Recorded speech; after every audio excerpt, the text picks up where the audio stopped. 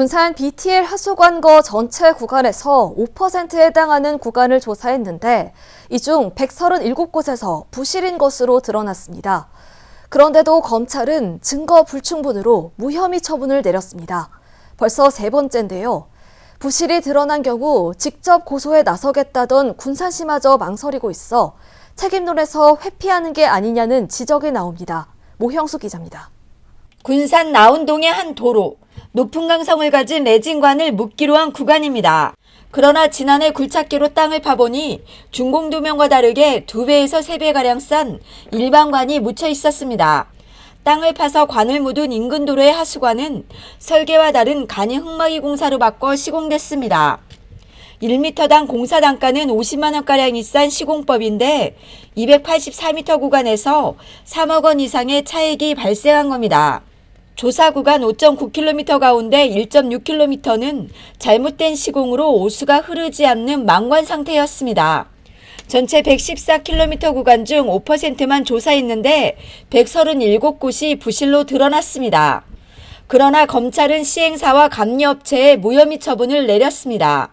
지난 2013년과 2017년 두 차례에 이어 또 한 번 면죄부가 주어진 겁니다. 당초 공사비 648억 원보다 8억 원의 시공비가 더 들어갔기 때문에 공사비를 편취할 수 없다고 보고 있습니다. 하지만 조사단은 전체 구간 가운데 5%에서 3억 원이 넘게 공사비 부풀리기가 드러났는데도 오히려 검찰은 전체 구간에 대한 8억 원만 인정했다며 납득할 수 없다는 입장입니다. 일부 구간에서 부실 시공의 증거가 나왔는데도 시공사 측의 자료만 참고한 것은 봐주기식 수사가 아니냐고 질타했습니다. 시행사의 주장을 거기다 다 실어서 이것을 갖다 지금 뭐 증거 불충분이다 이렇게 얘기를 했거든요. 그렇다고 그러면은 시에서 예산을 들여가지고 6개월 동안 조사한 이것은 뭐냐 이거죠. 그래서 검찰에서 이번에 불기소 처분한 것은 굉장히 졸속적이고 그리고 이번에도 역시 그 사업자들을 봐주기 위한 그 판단이 아닌가 이렇게 생각합니다.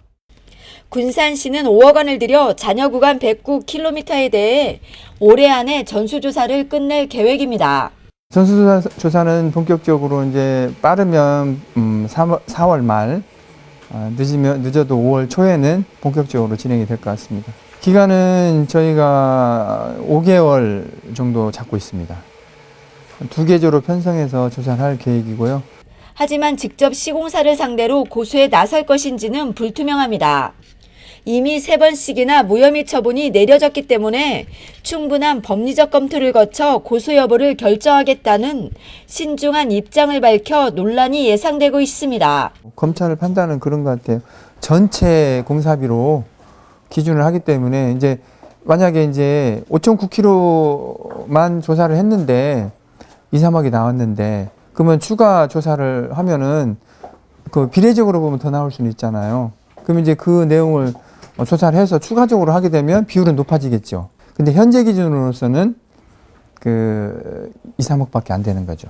군산시가 고소를 하게 되면은 당사자이기 때문에 시행사에서 우리 증거 없는데 공사는 했다 이것이 안 된다는 거죠. 고소를 하게 되면은 시행사에서는 우리가 이렇게 공사를 했다라고 증거 자료를 내야 된다는 거예요. 증거 자료를 안 내게 되면은 책임이 시행사한테 되는 거죠.